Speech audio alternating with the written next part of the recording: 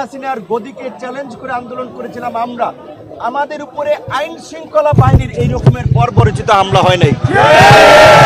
তাহলে এইটা একটা টার্গেট অপারেশন ছিল, আমাদেরকে টার্গেট করে অন্যদেরকে মেসেজ দেওয়ার জন্য এই হামলা পরিচালিত হয়েছে। তাই আমি অন্যান্য রাজনৈতিক দল, গণ অভ্যুত্থানের আন্দোলনকারী নেতৃবৃন্দকেও বলবো, আপনারা যদি পরবর্তী সিরিয়ালে পড়তে না চান, এই ঘটনায় যেই জড়িত থাকুক, যত বড় ক্ষমতাধর ব্যক্তি জড়িত থাকুক, তাকে বিচারের মুখোমুখি করতে হবে, চাকরিচ্যুত করতে হবে।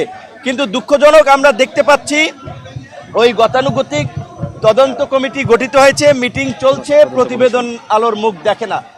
এই যে প্রায় 35 দিন হয়ে গেছে, একটা বিচার বিভাগীয় তদন্ত কমিশন করেছে, তাও তাদের কর্মকাণ্ড কিন্তু আমরা গাফিলতি দেখতে পাচ্ছি। আমরা বর্তমান প্রধান উপদেষ্টা থেকে শুরু করে উপদেষ্টা, অন্যান্য আইন শৃঙ্খলা বাহিনীর ঊর্ধ্বতন কর্তৃপক্ষকে স্মরণ করিয়ে দিতে চাই, একটি বিতর্কিত নির্বাচন করায় সাবেক নির্বাচন কমিশনার নুরুল হুদার গলায় কিন্তু জুতার মালা পরানো হয়েছে। সাবেক প্রধান বিচারপতি বাইতুল মোকাররমের ইমাম পালিয়ে গেছে দেশ থেকে।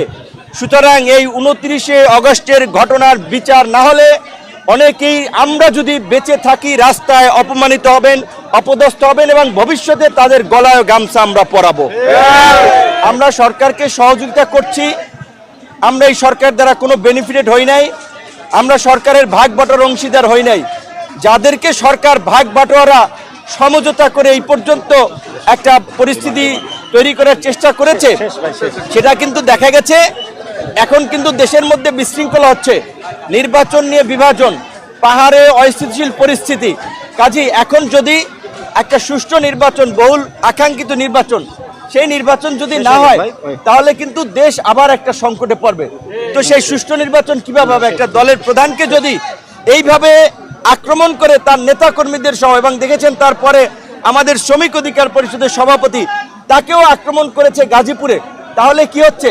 এই সমঝোতার নির্বাচনে যাদেরকে সিগন্যাল দেবে তারা নির্বিঘ্নে ওই আওয়ামী লীগের আমির নির্বাচনের মতো প্রচারণা চালাবে, মিছিল মিটিং করবে। যাদেরকে সিগন্যাল দেবে না তাদেরকে এইভাবে হামলা করে আক্রান্ত করে মাঠ থেকে তাড়িয়ে দেওয়া হবে। তাই আমরা মনে করি সুষ্ঠু নির্বাচনের পূর্ব শর্ত হিসেবে এই ঘটনার বিচার, এই ঘটনার তদন্ত